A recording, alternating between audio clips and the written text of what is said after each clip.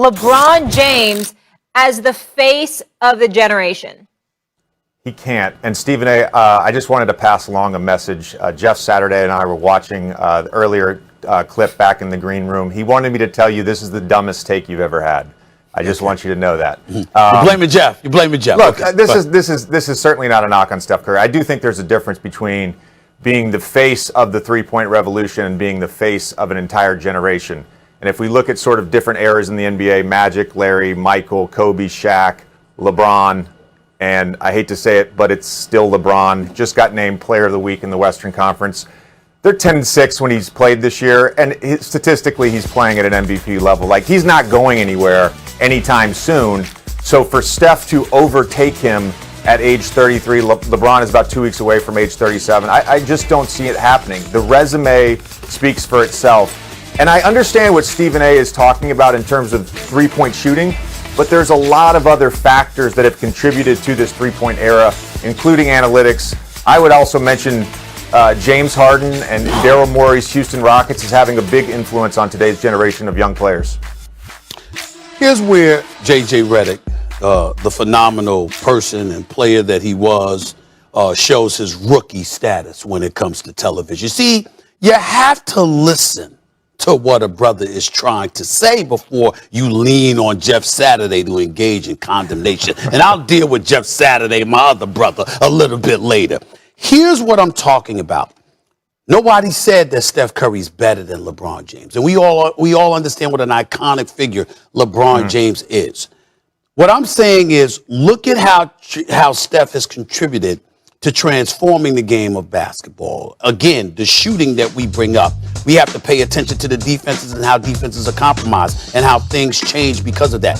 When you talk about the face of a generation, of course it's LeBron James. I'm certainly not trying to imply that Steph has surpassed. What I am saying is, I'm looking at a Steph Curry and a Golden State Warriors team I believe is going to win it all this year. I'm looking at the return of a Klay Thompson, a James Wiseman with the rest of the crew and the players that I see them developing. JJ Redick, I'm of the mindset that Steph Curry and the Golden State Warriors will win 2 titles in the next 3 years. That's what I believe. That's what I'm thinking about.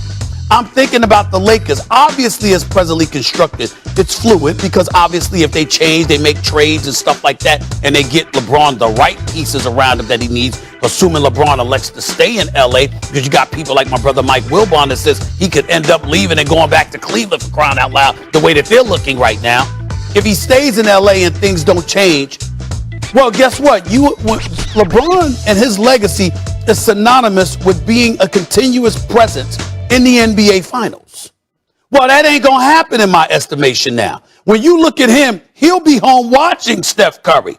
Steph Curry already got 3 rings against LeBron James, I might add. Would probably get a 4th if you believe me.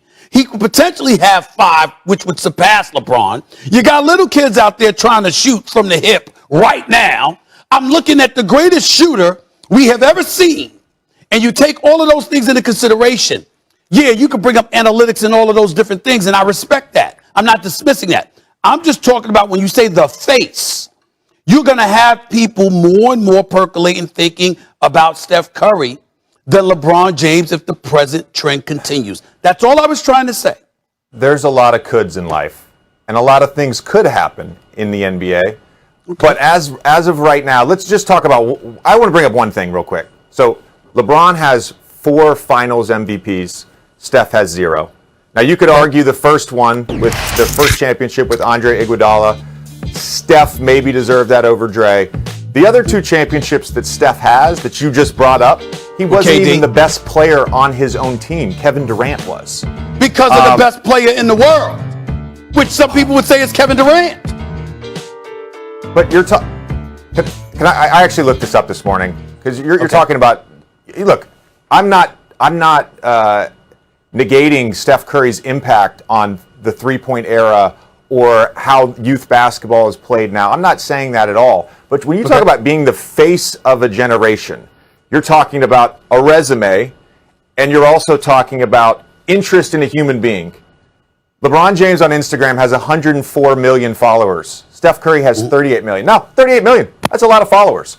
LeBron has 17 All-NBAs. Steph has 7. LeBron has 4 MVPs. Steph has Two, we're any statistical measure doesn't have to be advanced.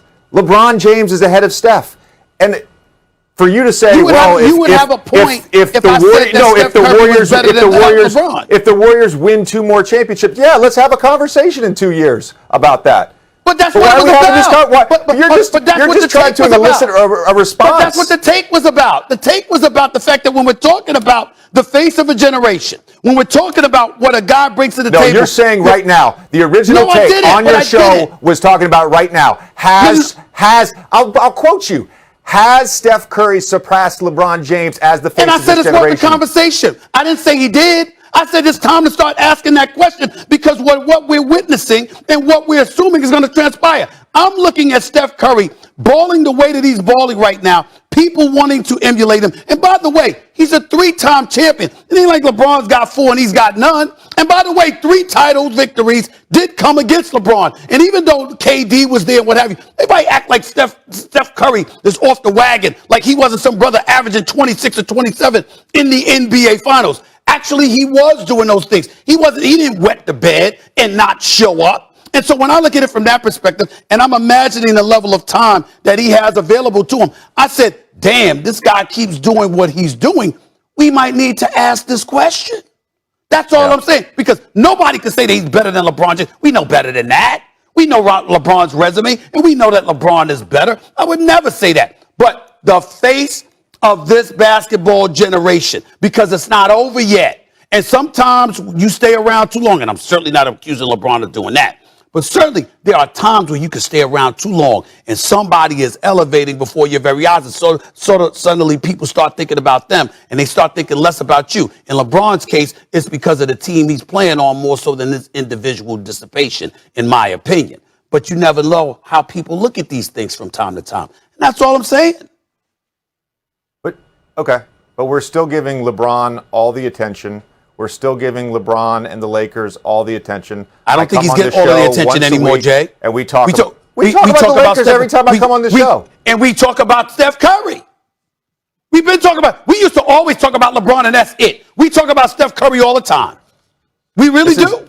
I've been married a little over 11 years, and one of the rules we have in our marriage is we shouldn't argue about hypotheticals. And we're arguing about a hypothetical right now. Yeah. Okay. Well, I'm not married to you, bro. So...